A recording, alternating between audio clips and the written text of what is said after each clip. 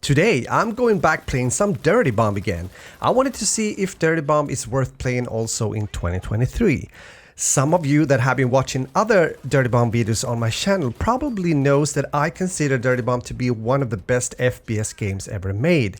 That might sound like a bold or a pretty bold statement, but up to this day, I've played very few FPS games that can reach up to the overall gameplay standard that I do experience, or at least have experienced, in Dirty Bomb.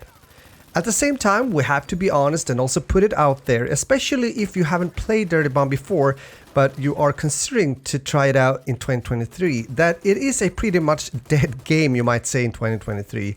But wait a second, why then make another video for that sake, about a game that is considered to be dead? But it isn't. Even though the player count nowadays is of course very small and therefore the game is considered to be dead, but thanks to a very committed and I would almost say stubborn community that doesn't want to drop Dirty Bomb into oblivion, they have instead managed to hire servers that are holding up the game still, at least for a nearby future. If you're thinking about playing Dirty Bomb now in 2023, there are a few things you should be aware of. Some years ago, the developer Splash decided not to support or make any future updates when it comes to Dirty Bomb. So don't expect any new content in the game, which will of course limit the repertoire when it comes to playing and grinding for new things. But if you step in as a newcomer, there's still quite some to unlock and to do when it comes to mercenaries, meaning characters in the game, and also variants of the same, which also goes for weapons and skins. So maybe that's enough for you.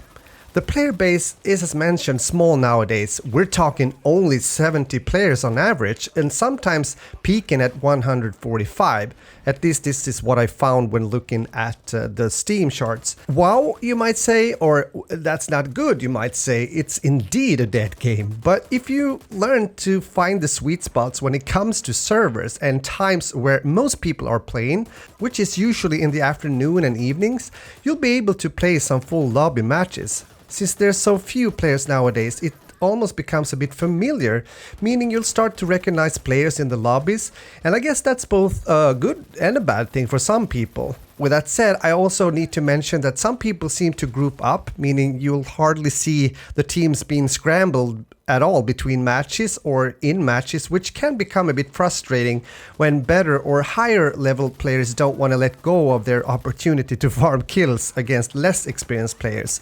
I have experienced that on both sides, you might say, of the coin, and in my book that's really never a good thing in the long run, at least, since the best experience is in Dirty Bomb and similar games when it comes to being a bit competitive, you might say, is when the teams are somewhat equally balanced and the battle for victory goes a bit back and forth. And if you then win, it feels so much more rewarding, I believe. So if you start playing Dirty Bomb, you'll probably notice what servers, even though there are few, that might be the best option for you, both when it comes to times when they are populated, but also as mentioned above. There are cheaters as well in Dirty Bomb in 2023, although I've been maybe lucky, I would say, not having to play against so many cheaters in the game. This is of course unfortunate, since getting into an established shooter as a newcomer can be hard as it is. And of course it doesn't help or become a pleasant first time experience if you then also run into a cheater or two. But I guess that's one of the downsides as well, since we're talking about a free-to-play game that no longer has a support that can handle these issues. With this said, you might wonder why would you even consider to play Dirty Bomb then in 2023, when the lobbies or teams are sometimes unbalanced and when there's cheaters around and no progression system with updates. Well, to that I'll say, because Dirty Bomb in its best moments is a great and fun FPS experience, fast-paced movement that can, if you practice, become quite advanced, in combination with good gunplay that requires skill. Since the TTK is high enough, meaning in a spot where you're most of the time are able to return fire and get some fun duels when it comes to 1v1 moments. This is something I actually miss in some modern shooters nowadays, where the TTK is so low that you drop after 2-3 bullets. Makes it hard to have any kind of decent gunfights. It simply becomes more of a who sees you first gets the kill kind of moment. Hardcore and tactical shooters has its place as well, but in Dirty Bomb it's perfect for me since it correlates with the movement and overall design of the mercenaries as well. Alongside with that, getting kills and also manage to win an objective game mode feels rewarding in Dirty Bomb. That also makes me want to play more. And I wish though that you could team up with friends in Dirty Bomb, which isn't the case, unfortunately. Splash Damage, the developers, had this play with friends feature in a game mode some years ago, but they took it away since the game mode wasn't that popular, if I got it correctly. And I wish though that they would have implemented the invite friends feature into the game as a whole, since this would be or is a fun game to play with friends. Another thing that I do think that they made well in Dirty Bomb is the maps, or the map design. There's quite a few of them, and most of them plays really well, more or less for most game modes available. That might sound like a no-brainer, but honestly, I played quite a few FPS games now through the years, and good games design is crucial, especially when it comes towards a more competitive style of a shooter. The characters in Dirty Bomb is called mercenaries, and also here they've designed some pretty cool characters that, if played right, complement each other well on the battlefield.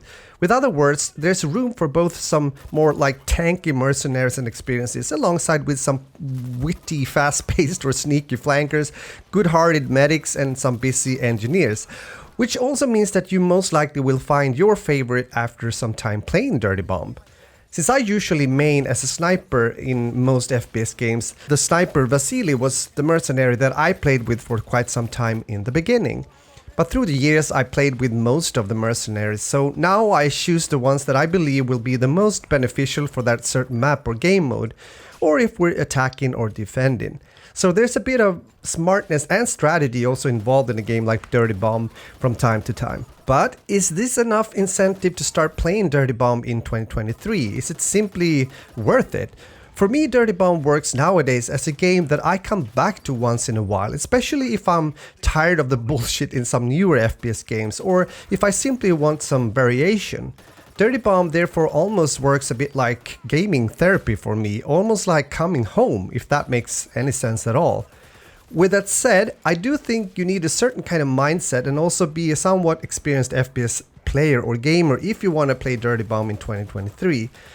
Is it worth it? Well, if I would have answered that question a few years ago, I would definitely have said yes.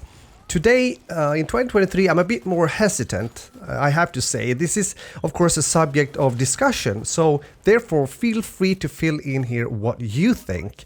Maybe you've played Dirty Bomb in the past, or maybe you're still playing the game in 2023. Let me know in the comments. With that said, it's time to wrap things up. I'm still glad that Dirty Bomb is up and running in 2023, although with very small numbers. But for me, the game will always have a special place in my heart, and as long as it's still somewhat active, I will get in there and play some matches once in a while.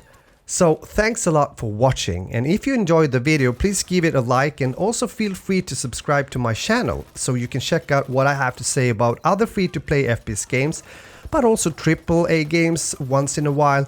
So therefore, have a great day and game on!